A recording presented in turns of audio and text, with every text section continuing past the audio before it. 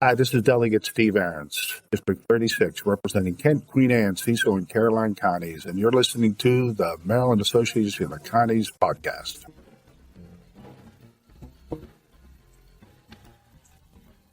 Welcome back to the briefing room here on the Conduit Street podcast. I'm Don Butchko, and joining me once again in the co-host spot is the one and only Terry Hickey, Director of Baltimore County's Department of Housing and Community Development. Terry, this episode's going to be a real banger. I'm excited.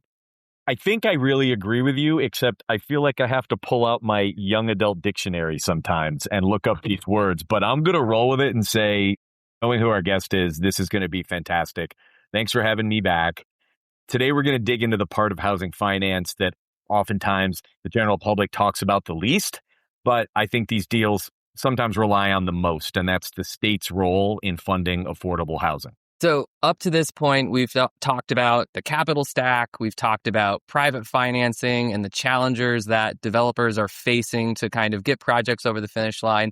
But none of that really happens without state involvement.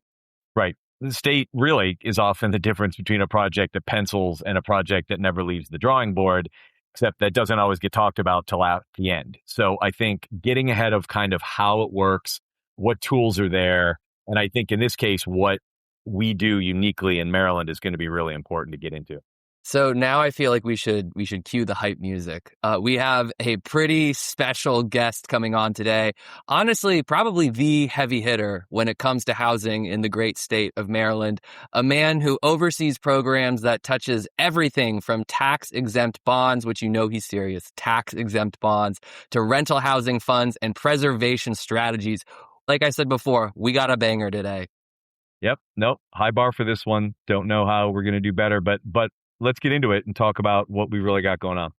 Yeah. So with that, the man, the myth, the legend, Secretary of Maryland's Department of Housing and Community Development, Jake Day. Mr. Secretary, welcome to the briefing room.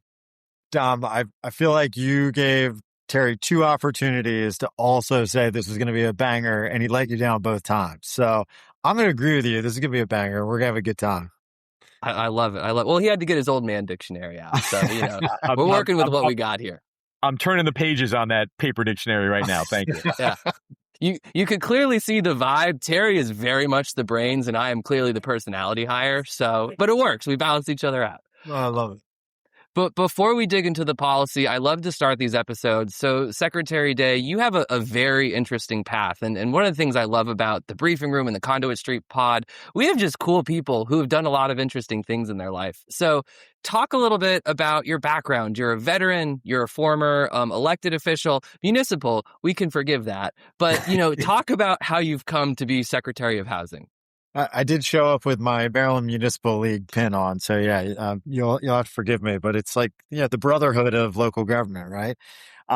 So yeah, look, I grew up in Salisbury on the Eastern Shore, and I believed that my city could be better. Right? When I was a kid, I believed my city could be better than it was, but I still loved it. I'd fallen in love with this place so much so that I still live in Salisbury today. But that love of place ultimately took me to architecture and urban design school. And I really focused on the built environment and its intersection with the natural environment, its respect for the natural environment, the way we could make human settlements and make places, cities, towns in a way that respected nature, agriculture, and the people who would call those places home. Ultimately, that led me back to this community and running for city council and later mayor and serving about 10 years in total as a local elected official.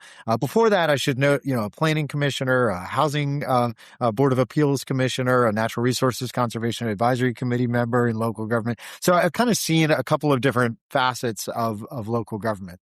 And it was late in my tenure as mayor when the post-pandemic effects on the housing market really began to become something that no local official could ignore. And I focused on housing policy, from homelessness to tax abatement for homeownership and tax abatement for affordable housing development, and then later even incentivizing accelerated development timelines and waiving permit fees, doing everything we could to kind of spur the market and to create market activity and housing development in our city that had long seen that development go to a neighboring state.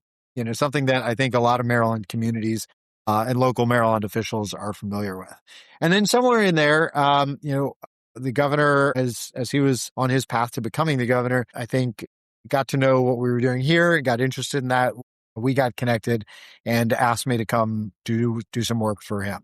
And yes, you're right. I also I wear another public service hat. I'm still an officer in the Army and serve as a reservist through the Maryland Army National Guard. So just hit 17 years doing that. So I'm really proud to continue a legacy of public service for the state of Maryland and on behalf of our 6+ million residents. So you'll notice, though, nowhere in there did I say I was a finance expert. So like each of us, I'm a public servant, trying to fight for the results that we all want to see, and hopeful that we can leverage the right tools and the experts in the field of housing finance that are around us and that work for us to make great outcomes. I gotta say, I love your story because it's like Secretary Day beating up bad guys in building houses. Like the bumper sticker just writes itself. Like that is just beautiful. I love it. I love it. Yeah. Look, I'll put one of those bumper stickers on my car. I will say, and it's a little bit of a dig because, I tell my wife how busy I am and how difficult these jobs are. And then, you've met my wife and we've talked about your work, and between your service to your country in the military and your service to the state through your housing job, it makes me feel like I need to put a little more in my calendar. So thanks for inspiring me. I'm going to keep trying. But I met you several years before you became housing secretary at a MACO, a legislative event. And what I remember clearly, and it was a great introduction, you were passionate about housing then, and the way you talked about it, and you talked about it like it was a thing that really mattered, not just a policy, like a little bit of, I'm pissed off that more isn't happening on this. So you've carried that through to this job. And every time I hear you now, you come at it from it's an almost personal standpoint with a total lack of patience. So I just wanted to say that because I think we all need to be very impatient about this work. But to the job, I don't know if you would consider state DHCD now under this governor, under your leadership, to be typical. But big picture for people that really don't know, what is the role of state DHCD and the state in general in the whole housing production, housing finance ecosystem, at least as far as you see it? Yeah, I mean, let me just first say, I think your calendar's probably plenty full, Terry. So, don't go crazy here. And also I love, and I know my team who will listen to this, it will feel heard when you say I seem impatient. That is a characteristic I am unable to shake in my job. I think I've become such a patient person in my personal life as a dad. With kids, you become patient in ways you never were in your life before. And then in work, it's like, we're running out of time, and I don't mean that in the context of an election or, I'll only do this work for a maximum of four and a little more years at most before I'm going to have to do something else. So yes, we're running out of time in that sense, but we're all running out of time because the impacts are being acutely felt by the people that we serve. And I know the two of you know that. So yeah, I don't think Maryland's HFA, that's an acronym that I'm going to use, Maryland's Housing Finance Agency. And there are 55 of them across the United States. I don't think we are at all typical. We all exist on a spectrum. So Maryland DHCD is Maryland's Department of Housing Community Development is one of those housing finance agencies. We are more than that, but that's one of the things that we are. And if you look at that spectrum, about 37 of them are pretty purely independent of state government, other than their board of directors is appointed by some combination of the governor, the General Assembly, or the governor and General Assembly, right? So most of them are independent. That being said, they're created by state law. They probably don't get much state money. In most cases, they don't get an allocation of state dollars. So they're much smaller in terms of their operation. They're purely dependent upon being profitable, right? And even if they're organized as nonprofits, like it is their objective to recycle monies that they make off of projects that they have financed using low-income housing tax credits, bond finance, et cetera, and bringing those dollars to bear for the next housing units that they're going to create. Maryland DHCD is in this, pretty small category, and there are 7 that have a cabinet level leader that reports to a governor. This small category of housing finance agencies that are deeply embedded in state government. And on its face, like if I were an outsider, I'd look at that and say like, ooh, should we change that? And I think, totally reasonable question. The reason I would say no is when the Pew Research Center published an analysis of what states needed to do to better use their resources to produce housing, their very, very first recommendation is you got to get your housing advisors in state government to work with your HFAs. And, ta-da, I'm the same guy, right? On both of those things in Maryland state government. That doesn't mean we can't do better at lots of things. However, I think getting that alignment is not an issue for us. We are one entity. We also do local government infrastructure finance, and that's something we should talk about today. I hope we get to talk about today. And we also do economic development, place-based economic development. So we put money into the redevelopment of communities, whether that's commercial and retail, office, et cetera, physical environment improvements, whether that's streetscapes or plazas or town squares or you name it, as well as housing. And all of that can help produce more housing units or draw more private investment to produce housing units. So that's one of the reasons why we're a little bit different. We are the state chartered authority for housing finance, but we do more than that as well. And I want to just generally say, I'll close with this. Like, when you think about housing finance, it's more than just one thing. But it's largely 2 things, right? There's a couple ancillary pieces like keeping legacy homeowners housed through loan programs and grant programs focused on roof repairs and accessibility for folks that are aging in their homes. But it's largely 2 things. It's single family housing finance. So trying to develop mortgage products that help get people into houses, first time home buyers. And then second, it's multifamily housing finance. So generally speaking, income restricted housing finance. So those are the 2 ways in which we're in the marketplace. And just to give you a sense of scale, we're in the marketplace at about $2 to $2.5 billion in lending, about $3 billion of total expenditures annually, but about $2 to $2.5 billion in lending. And most, the larger portion of that is our mortgage products. One thing I will point out, you brought this up, and Terry and I actually just recorded an episode on this. It's the importance of preservation in addition to production and the resources. I love infrastructure, so I definitely want to talk about infrastructure funding. Put a pin in that. But you just flagged that preservation is really important. But like zooming back in on your department, on state DHCD, a lot of our listeners probably don't understand the full scope and breadth and width of what your department actually does. I think Terry did a beautiful job kind of talking about before. DHCD under your tenure has been a lot more active than under, historic tenures. And so you guys are out in front, but there's not always an understanding of what you actually do day to day. So can you talk a little bit about the mission and your general role in the affordable housing space? Yeah, absolutely. So, our objective, and we've rewritten our mission, we've rewritten our vision and our values since the start of the Moore-Miller administration, Dom. One of the things that we are focused on is ensuring that we are an entity that is fighting for affordability for all families in Maryland. That might sound like a really generic statement. I just want to clarify what I mean when I say it and why it's not generic.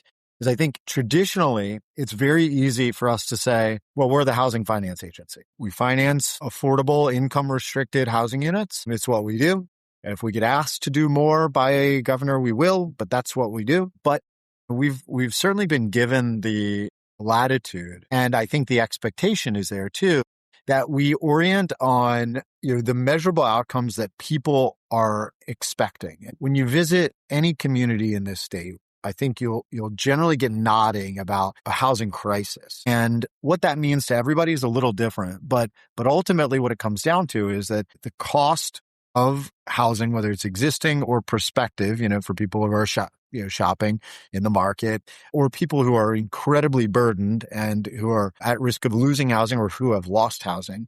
I think it means that it is economically incompatible with the status quo, whether incomes, and we can have the broader economic conversation about, where incomes need to be, et cetera. But I think it's our responsibility, it's my responsibility and our team's responsibility to try to change policy and finance tools as well to produce a change in how it feels for people and the economics of housing. So that's what I mean when I say we're trying to make housing affordable broadly. It's a lowercase a. It's not the kind of capital A affordable housing if we were talking about, again, tax credit finance housing, income restricted housing. The other thing I'll note is, we are more than just housing. We're housing and community development or place-based economic development. We're Maryland's small business lender. So we focus on small business development in core commercial areas, downtowns, et cetera. We run the Main Street Maryland program, which is a parallel and related initiative. And we're also Maryland's broadband agency. So there's a lot of things that we do that might seem like peripheral to housing. But I think it all comes together in that what we want to do is see Maryland's key places, cities, towns, villages, development areas, the non-rural parts of Maryland, the suburban shopping districts and developed areas, be economically productive and be competitive. So that Maryland's economy is this constellation of places that are doing more than they are consuming, right? That they are producing more than they are consuming. And I think there are states, and I know you didn't ask this question, but I will say there are states that have produced that kind of constellation of places that are economically just thriving. And there's a strategic way to get there. They're connected to the rural areas nearby. They tell a story about tourism of come here and go see there, right? Come to Greenville, South Carolina, and go see the mountain landscape in that region. Come to Chattanooga or come to Charlottesville or come to Lancaster, PA and see the beautiful landscape, but stay in our downtown, right? All of these places have a narrative, have a strategy. It didn't happen by accident, right? It was by choice. But I want to see Maryland be that competitive. And that's where I think the community development, urban development, place-based economic development, small business finance, broadband, et cetera, connects to our housing policy. So can you describe a little bit, because this whole series, we're doing 8 episodes on housing finance and DHCD. I think that was a great snapshot on the broader width of stuff. I mean, the depth and width, because it's crazy to me that you guys have like broadband too. When I learned that I would not think, I think it would be with like Do It or someone. So you wear a lot of hats, but in the realm of housing finance, what really is your role? Do you guys act as like one of the banks and you make investments? Is it just a pass through for federal funds? Can you kind of describe about how you occupy that part of the universe? Absolutely. And this is, I know, so important to understand because I'm talking to people that do understand it right now, but your audience might not. Not all of your audience will understand these details. So we are each of the things you said, right? We are a pass through for certain federal funds, like home funds. There are some home funds that don't go directly to jurisdictions, and CDBG funds. There are CDBG funds that come to us before they... And that's the Community Development Block Grant, right? That's right. So the primary way the public has financed affordable housing creation in America since the 1980s has been the low-income housing tax credit. So this is a tax credit that simply draws private dollars in by getting investors to purchase tax credits and to put those dollars into, who might have a tax burden otherwise, to put those dollars into housing deals, income restricted housing deals. And that takes the place of, you got to remember that the capital that might be attracted, the private capital that might be attracted to housing development, does so on the basis of a profit, right? They want to make a return on their money.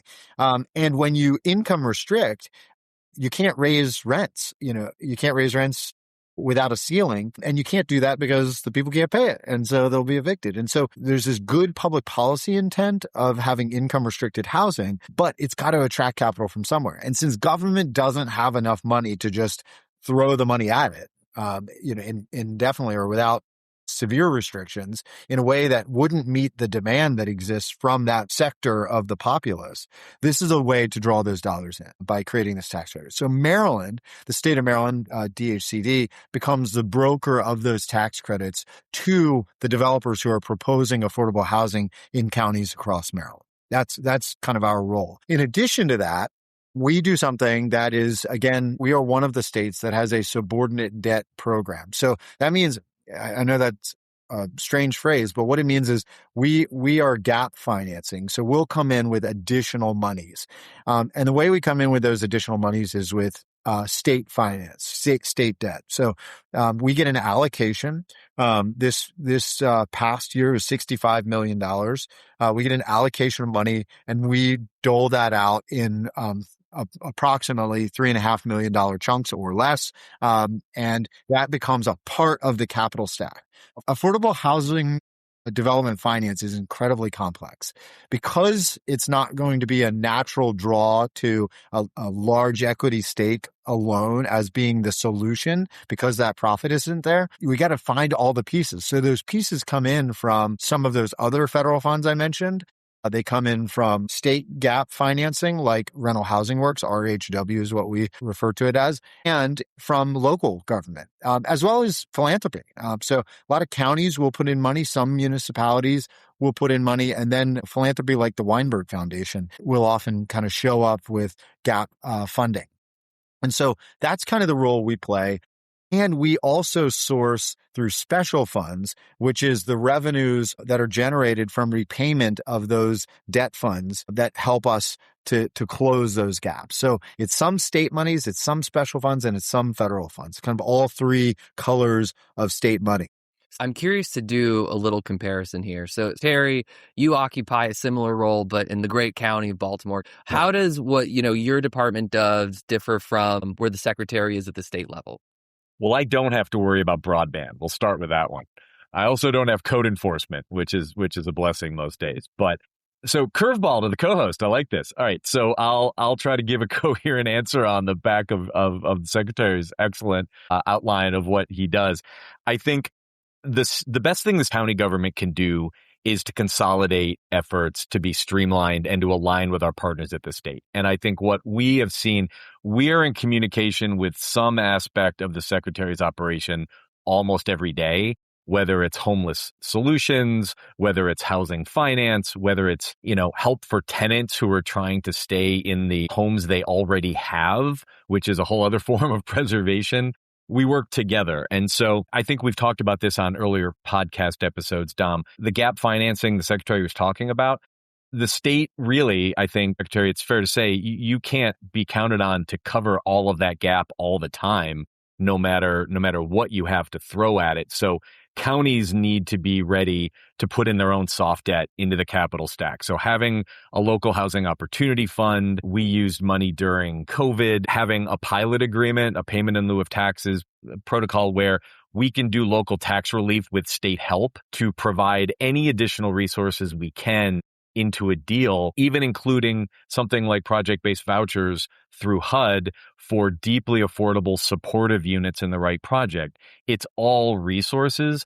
And by working with the state and our private partners, we can sort of force these deals to pencil.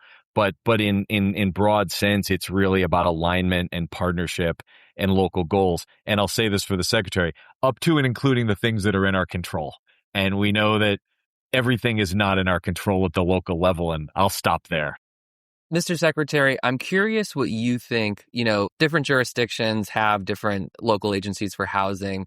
Where are they working well, and where can we improve that role and expand that coordination?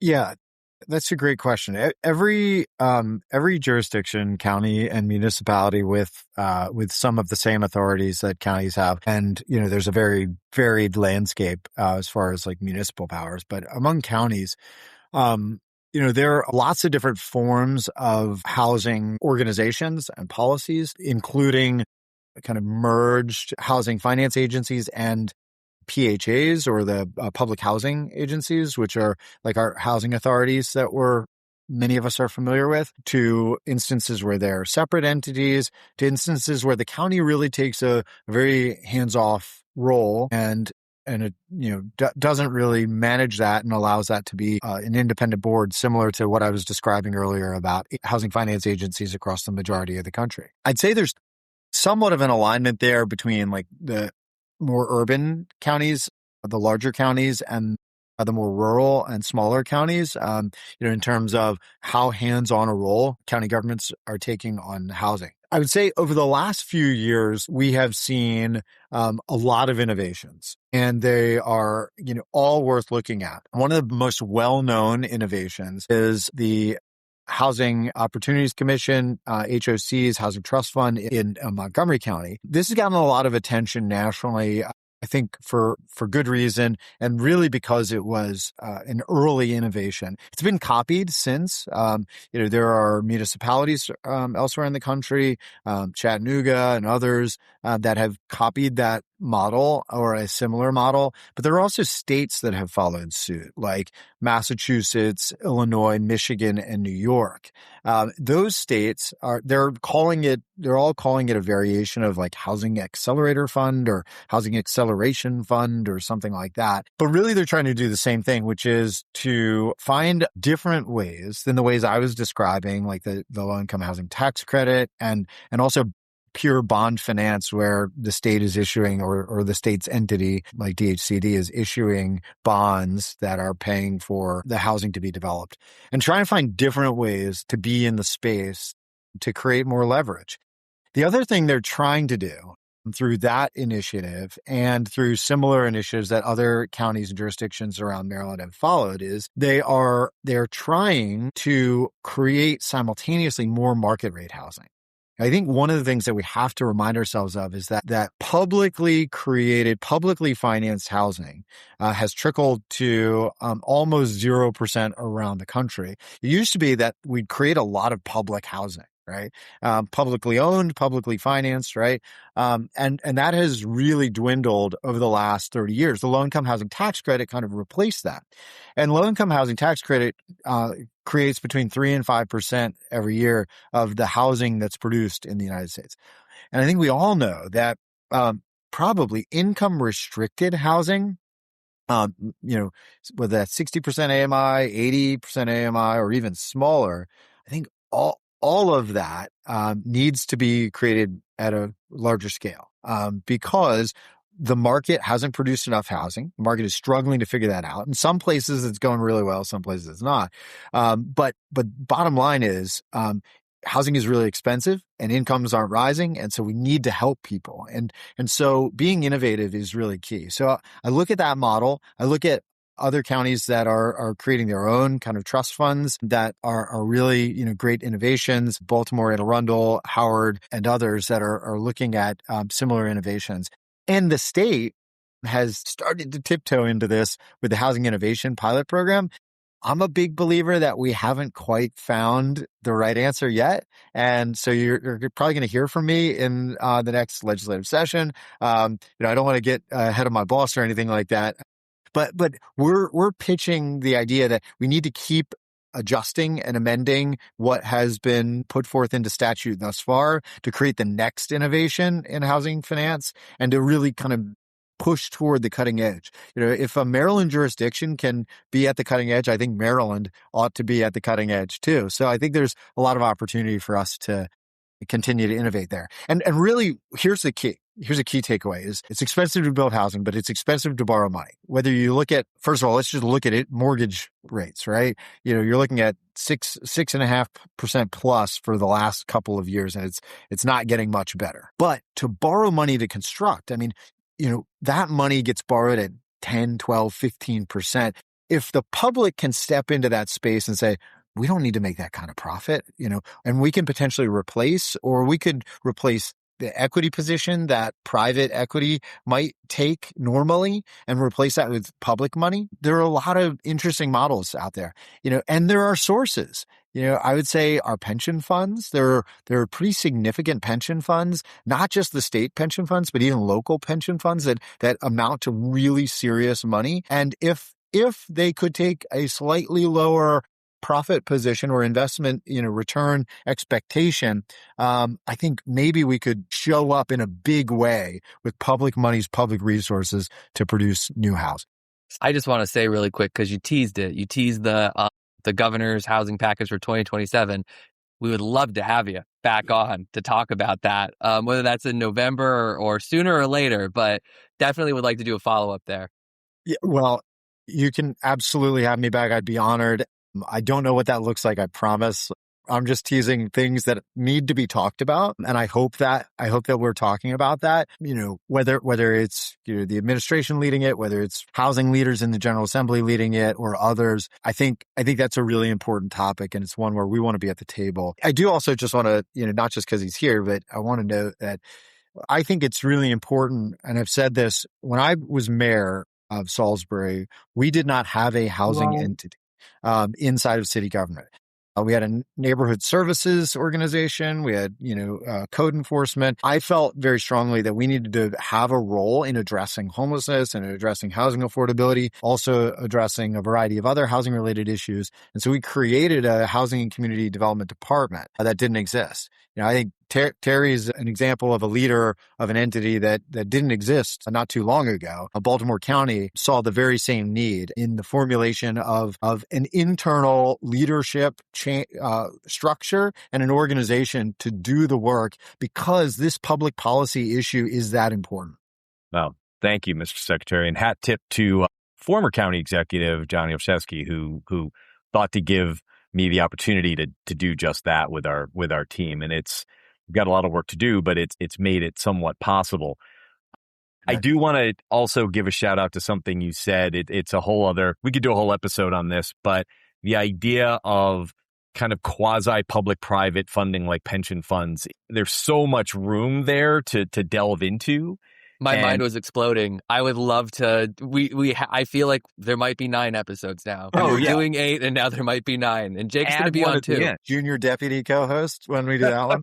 Come on in. No, you're getting promoted to full co-host. Top billing. I think I was demoted in that same. That's fine. No. That's Three fine. Musketeers, man. Yeah. You're not getting out of this, Terry. We'll be like the housing view, or maybe that's a bad example. We'll pick another. Oh my God. I'd be Joy. I would so be Joy. But it is important to mention that, New York City back in the 70s did a lot of their remake of all their housing through the New York City Pension Fund. And there's folks that can't figure out why they stopped doing it. But it is, we'll test this theory in later episodes and talk to some of the private investment folks. But my sense is that LIHTC style deals, Mr. Secretary, are some of the safest investments out there and default at much, much lower rates. So let's put a pin in that one. And we'll talk about another tiny little issue, which would have been really different a couple of years ago. But let's talk about the federal government. And, I think you could have charted for us this very clean sense of where the federal money comes down to the state and what you do with it. And some things are still trackable, but I think it would be fair to say things have gotten a little more volatile. And, kind of run with this as far as your thoughts on the federal partners. There's new legislation hoping to work its way through Congress that's definitely going to impact the financing side. There's a lot of talk about deregulation, which has its own controversy. But in general, how do you feel that partnership and support from the federal government, including those resources, has been evolving and having an impact on the work you're trying to do here? Evolving is the right word. It is ever evolving. It is changing on an almost daily basis. And that's really tough, right? I also look as a mayor, I think my relationship with the State House and my relationship with the White House and my relationship with our Team Maryland federal representatives matter very much to me. Right. I wanted to have a good relationship with the governor and with leadership in the General Assembly and with our representatives in Congress and with the White House. And so no matter who was in office, I went to the White House as mayor when President Obama was in office, when President Trump was in office, and when President Biden was in office. And that was really, really critical. What I will say is it feels more strained right now from a relationship standpoint. And that's not really just about the White House. agencies that we work with. And we work really, really closely with NIST on broadband. We work really, really closely with Treasury because we get so many dollars that are sent to us through Treasury. For example, the State Small Business Credit Initiative, it's $200 million that the state's been entrusted with to support small business development. And then, of course, HUD, obviously. And so what I will say is in some of those relationships, it's like the status quo. It's like nothing changed. It's like we're just doing business and we're honest brokers and everybody's like, just saying how it is and just follow the rules, follow the regulation, and you'll be fine. In other instances, there's fractured communication, and that makes things really difficult. That statement aside, and I hope that's not interpreted as like a political indictment. I don't mean it that way. I mean, truly from a relationship standpoint, because I don't care what political party they're from, right? It's about relationship, and we're trying to do business on behalf of people that are Americans, Marylanders, and residents of each of the 24 jurisdictions of this state. So just for context, I'm going to say this. Like I said, we do about $3 billion in business a year. A lot of that is lending. Our actual operating budget is about $750 million a year. Our actual capital allocation from the state is about $350 million a year. Of that 750, and of that 750 in operating, only about 2 to 3% most years, and it fluctuates a little bit. About 2 to 3% comes from the state. Most of that is special funds and federal funds. So we get a lot of federal money. It's $520 million in FY27. So a lot of federal money. And that comes in the form of Section 8 vouchers. That comes in the form of CDBG, Community Development Block Grant, DU Services Block Grant. So we pass that money to local community action agencies. I mentioned the small business funding. We've got healthy homes production grants. Like we've got other sources of federal funds. So there's a lot of, as you can imagine, a lot of strings, a lot of reporting, a lot of work that we have to do to engage. And what we want is a clear, straightforward relationship with the federal government. And it's akin to what you'd expect as a local official, Terry, from the state government. I mean, you don't want games. You don't want unexpected pronouncements. You want to talk to us. You want us to talk to you, and you want us to tell you how it is. And so that's my hope. What we have seen in particular, like the most troubling thing, if I can pick one issue that we're really struggling with right now, it's the money to address homelessness. So most of that money doesn't go to the state of Maryland. It comes into the state of Maryland and goes directly to what are called continuums of care, so COCs. And Dom, I think your listeners will probably be familiar with who leads the COC in their community. It's not always a county entity. Sometimes it is, like, on the lower shore, it was for a long time the Somerset County Health Department. It's sometimes like a nonprofit partner that is kind of the lead agency. Other times it's the county government. But in 2025, the HUD COC Notice of Funding Opportunity, and this is money that is designed to enable that system to street outreach to homeless people, or people experiencing homelessness. So street outreach, rapid rehousing to families who are losing their housing, transitional housing, emergency shelter, so establishing or operating shelters, and permanent supportive housing too. So, the thing that we know from an evidence-based standpoint is most successful at keeping people housed is permanent supportive housing. The HUD 2025 COC NOFO just kind of hit us out of the blue, and it just basically said that evidence-based practice, we're slashing that.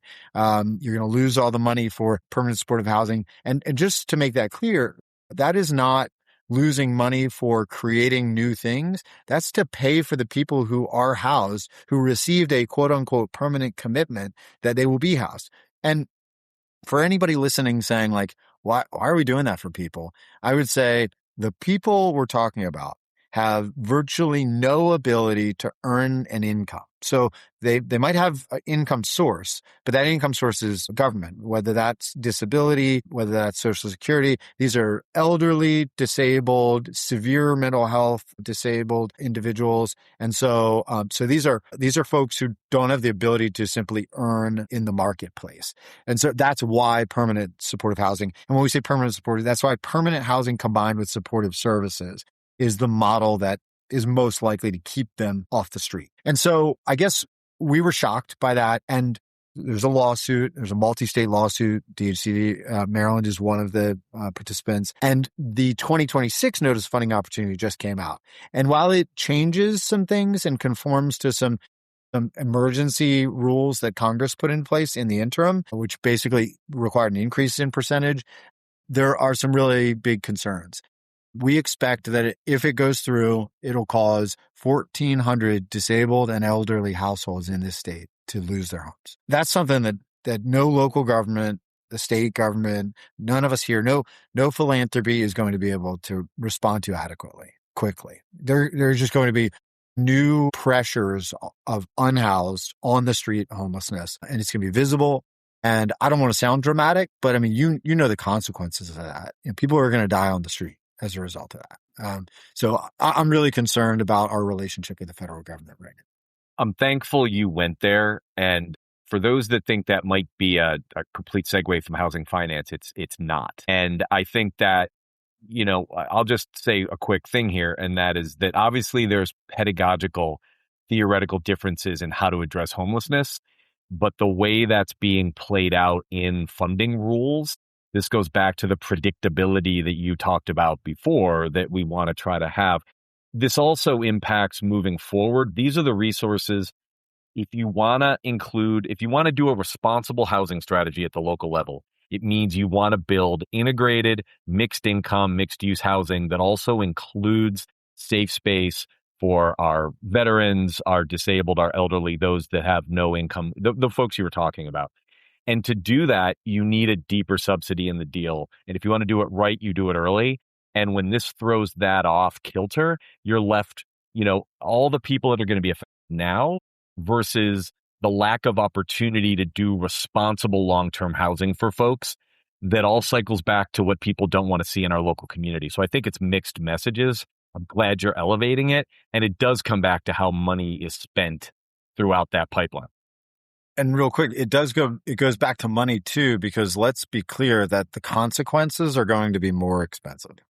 It's going to cost us more in emergency departments. It's going to cost us more in our police and fire services, and what local governments and the state too are going to have to do to pick up the slack. And I'm not suggesting we can even afford to pick up the slack, which means there's a human toll, right? But it's going to be more expensive at the same time. Terry, I didn't mean to get too far away from housing finance there, but I think the key takeaway is that that's happening. And at the same time, the federal government isn't creating additional vouchers. The federal government isn't expanding the low-income housing tax credits significantly.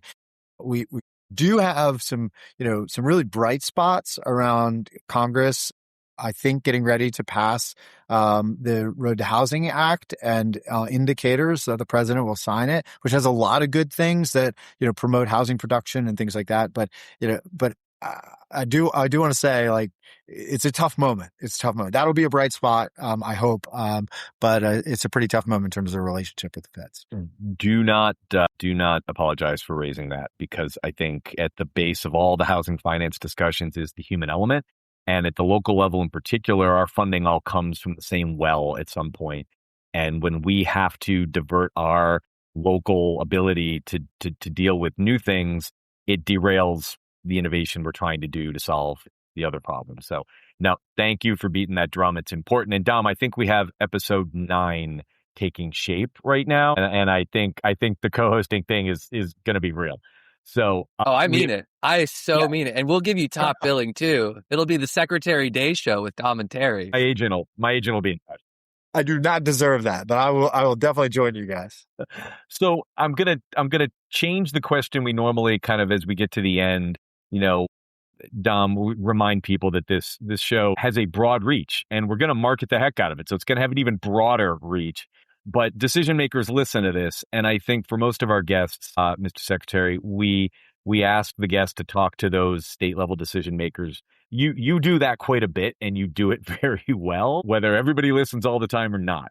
But I'm going to put on a twist here, unless you want to answer that question. And I'm going to say, there's also a lot of local elected officials and people running for office right now that are listening to this or will, that are probably struggling with, how am I going to if I win, how am I going to deal with this affordable housing problem that I can't ignore?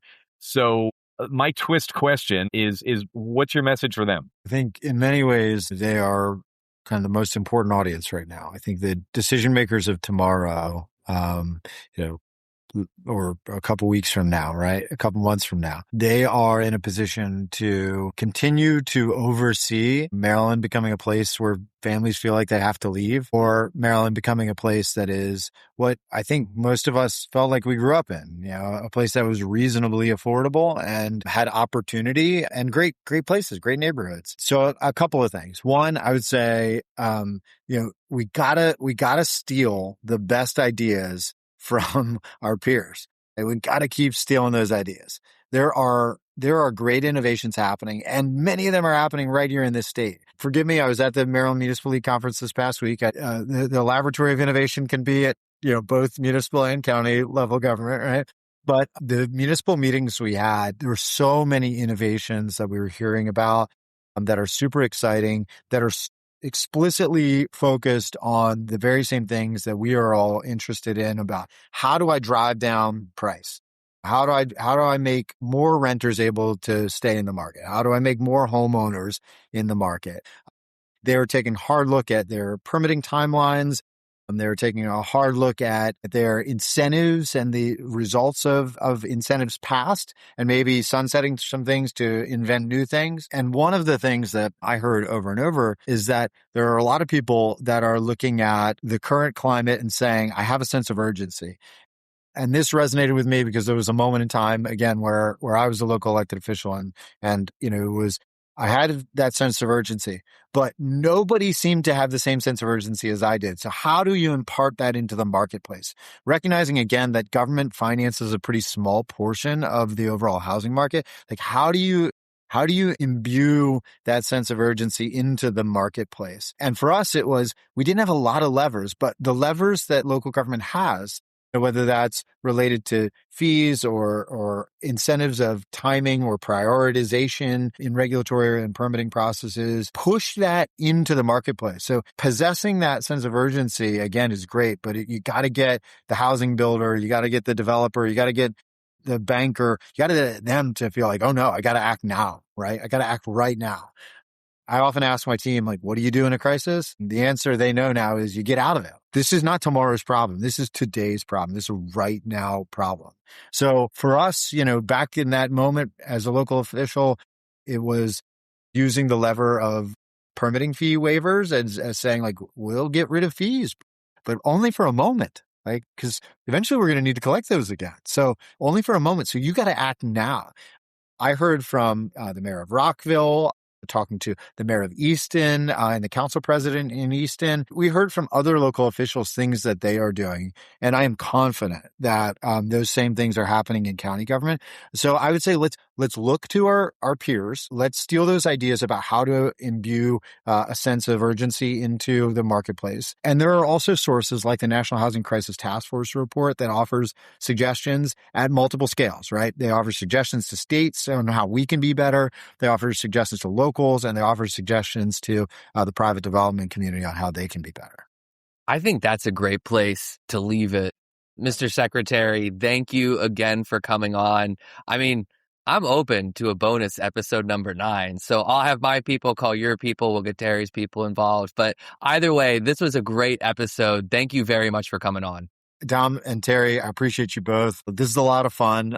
We got to remember to get Terry to say the word banger at the start of the next meeting or the next podcast, okay? I'm going to work it. I'll take that to heart. All right, let me read us out. Remember to like and subscribe wherever you listen to podcasts. The Briefing Room will be in your Conduit Street feed on Tuesdays with our regular show on Fridays. Register now for the annual Mako Summer Conference, August 12th through the 15th in Ocean City, Maryland. Speaking of bangers, that is always a good time. And thank you to everyone for listening to The Briefing Room here on the Conduit Street podcast.